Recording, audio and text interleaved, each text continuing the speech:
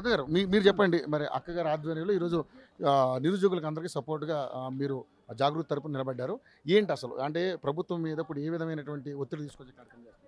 వాస్తవంగా కాంగ్రెస్ ప్రభుత్వం వచ్చిన తర్వాత నిరుద్యోగుల జీవితాలతో చెలగాటమాటలు ఆడుతున్నారు. ఉమ్, ఎందుకంటే గత 12 ఏళ్ల నుంచి ఏదో ఒక కోరితోటి గ్రూప్ 1 అనేది ఆగిపోయినటువంటి పరిస్థితి కనపడ్డది. ఉమ్, వీళ్ళు గత ఎన్నికలలో కూడా గ్రూప్ 1 తక్షణమే మేము పెద్ద ఎత్తున చేస్తామని చెప్పి హామీ ఇచ్చి నిరుద్యోగులను మోసం చేసి అధికారంలోకి రావడం జరిగింది. ఉమ్, దాదాపు కేసీఆర్ గారి పీరియడ్లోనే 530 పోస్టులు అనేది ఆల్రెడీ ఖరారు అయ్యి ఉన్నటువంటి పోస్టులు. ఉమ్, కేవలం 30 పోస్టులు కలిపి 60 పోస్టులతో 560 పోస్టులు ఇచ్చిర్రు. రావటమే రేవంత్ రెడ్డి గారు జీవో 29 పెట్టిర్రు. జీవో 29 ఏంటంటే 100కి 99% మార్కులు వచ్చినప్పుడు కూడా ఎస్సీ పిల్లలు అయితే వాళ్ళని తీసుకుపోయి ఓపెన్లో చేయకుండా రిజర్వేషన్లో తీసుకుపోవడం అనేది పెద్ద కుట్ర. కుట్ర. ఎందుకంటే చదువుకున్నటువంటి విద్యార్థుల సామర్థ్యం అనేది ఎవరు ముందుంటే వాళ్ళే ఓపెన్ కేటగిరీలోకి రావాలనేది గతంలో ఉండేది. ఉమ్, అది జీవో 55 ద్వారా కేసీఆర్ గారు రిక్రూట్ చేశారు. ఒక ఎస్సీ పిల్లగాడి కనుక మెరిట్గా వచ్చుంటే ఓపెన్లో తీసుకుంటే ఆ 15% రిజర్వేషన్లలో ఇంకో ఎస్సీ పిల్లగాడు వచ్చే అవకాశం ఉంటుంది. అవును. కానీ ఇక్కడ జరిగినటువంటి అంశంలో ఏం జరిగిందంటే జీవో 29 పెట్టడం వల్ల 15%కి మించి ఒక్క ఎస్సీ అభ్యర్థి కూడా సెలెక్ట్ అయ్యే అవకాశం జరగలేదు. ఓకే. దానివల్ల ప్రిలిమ్స్లో లక్షల మంది రాసినటువంటి ప్రిలిమ్స్ ఎగ్జామ్స్లో దాదాపు వేల మంది ఎస్సీ ఎస్టీ విద్యార్థులకి అన్యాయం జరిగింది.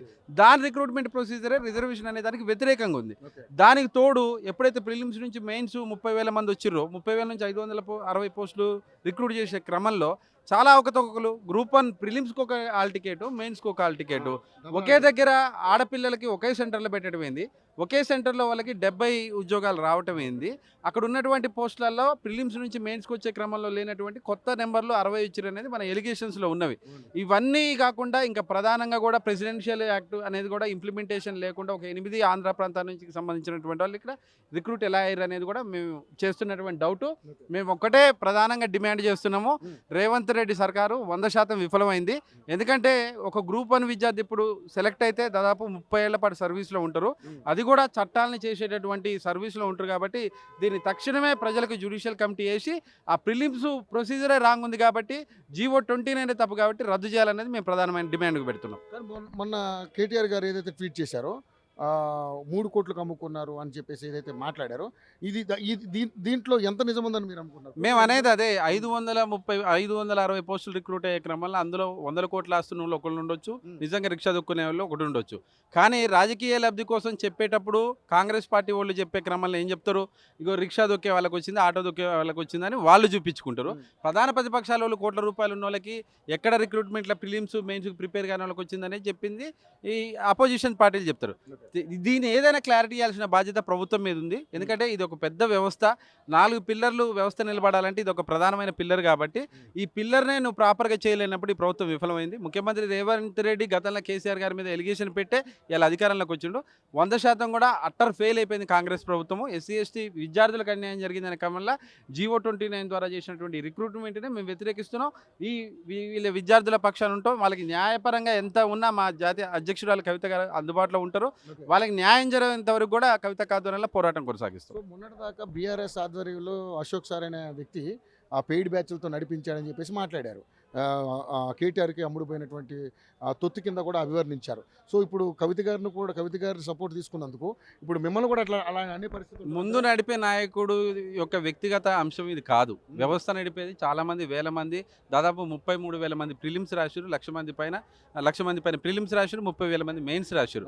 అది వాళ్ళ జీవితాలకు సంబంధించినటువంటి పోరాటం. దాదాపు 25 ఏళ్ళ ఉన్న పిల్లగాడు ఇలా గ్రూప్ 1 రిక్రూట్మెంట్ చదవడం స్టార్ట్ చేసి 12 ఏళ్ళు జరిగింది. 25 ఉన్న వాళ్ళు 40 ఏళ్ళకి వచ్చారు.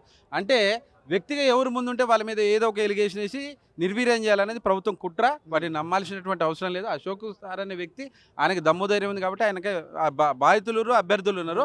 ఆ పోరాటానికి మగిలి పట్టించి నిర్వీర్యం చేసి అమ్ముకున్నటువంటి సీట్లు బయటికి రావద్దనే దాంట్లో కాంగ్రెస్ పార్టీ చేస్తున్నటువంటి తప్పుడు ప్రచారం. ఏ పార్టీ అయినా మద్దతు ఉంటుంది గ్రూప్ 1 అభ్యర్థులకి బాధితుల పక్షాన. దానికి ఏం పూసినా పట్టించుకోవాల్సినటువంటి అవసరం లేదు. సమస్య క్లియర్ అయ్యేదాకా మీరైతే తప్పకుండా 1000% ఉంటాము. మనకు కూడా సమాజంలో ఏంటంటే గ్రూప్ 1 ప్రిలిమ్స్ రాసి మెయిన్స్ రాసి ఇంటర్వ్యూకి వచ్చినటువంటి వ్యక్తి వ్యవస్థలో ఒక ప్రధానమైనటువంటి భాగంగా ఉంటాడు.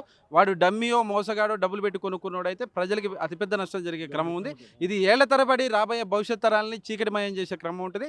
దాంతోపాటుగా భారత రాజ్యాంగం ఇచ్చినటువంటి రిజర్వేషన్ల అంశంలో ఎస్సీలకు 15% ఉంటే ఇలా ఓపెన్ కేటగిరీలో కూడా ఈడబ్ల్యూఎస్ రిజర్వేషన్ ఒకటి ప్లస్ ఈయన పెట్టిన జీవో 29 తోటి 50% అబోవ్ ఒక కులానికి 2 కులాలకు సంబంధించినటువంటి వ్యక్తులు రావడం కూడా కరెక్ట్ కాదు. రాజ్యాంగంలో భారత రాజ్యాంగం ముఖ్య ఉద్దేశం ఏంటంటే ఏ వ్యవస్థలైనా ఏ కులమైనా సమపాలనలు ఉండి అన్ని వర్గాలకి న్యాయం జరగాలనేదే భారత రాజ్యాంగ ముఖ్య ఉద్దేశం. కాబట్టి బరాబరుకు కూడా అన్ని విద్యార్థులు అన్ని అభ్యర్థులకి ఈ సమస్య పరిష్కారం అయ్యేంత వరకు కూడా జాగృతి వాళ్ళ పక్షాన ఉంటుంది. థ్యాంక్ యూ అన్న, థ్యాంక్ యూ సో మచ్.